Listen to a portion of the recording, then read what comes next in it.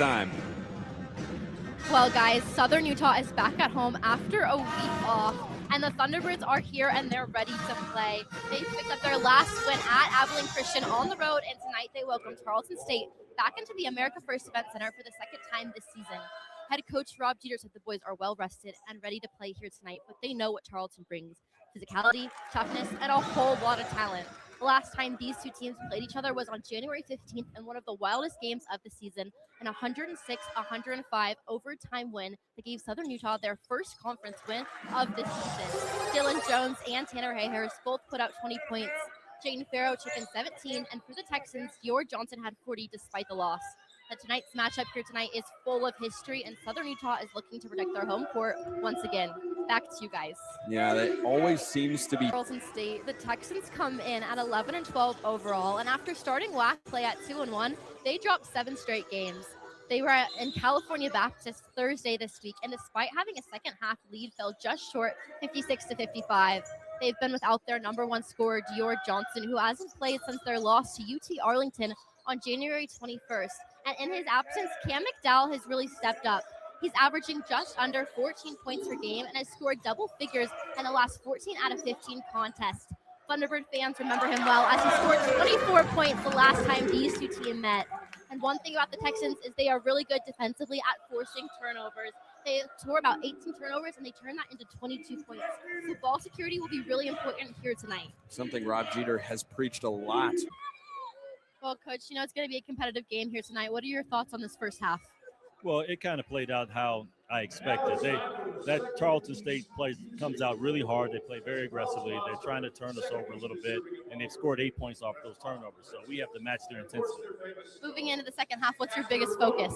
We got to take care of the basketball. Thanks, Coach. Kira, what did he have to say? He says he likes the fight from his boys, and he knows when he comes to Southern Utah, it's going to be a competitive game. But he likes so far the way they've been playing in that first half. He said they really want to limit the three-point opportunities because that's a strength for Southern Utah and something that they want to kind of end. And in the second half, he said they want them to play inside-out basketball. Well, Southern Utah was 4 of 12. And let's check in with Kira Orton.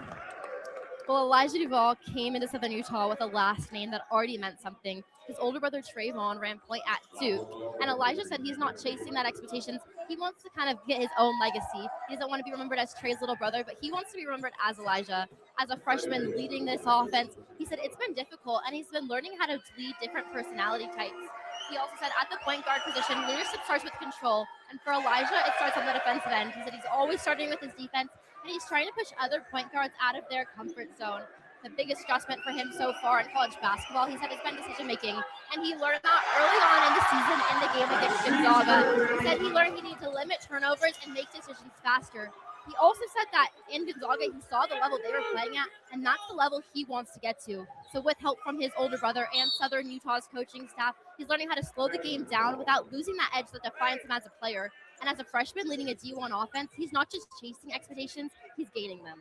Back to you guys. Yeah, WAC newcomer of... Newcomers are making noise in the WAC, and now the Thunderbirds have back-to-back newcomers of the week.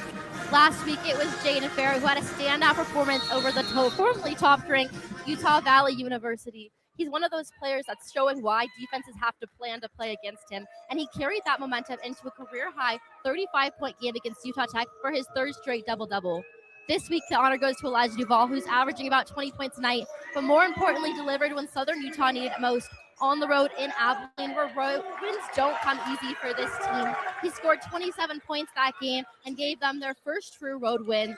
2 weeks, 2 back-to-back newcomers of the week, and they're showing exactly why in this stretch, Southern Utah is a team to beat. Back to you guys. And Duvall is trying to find his way.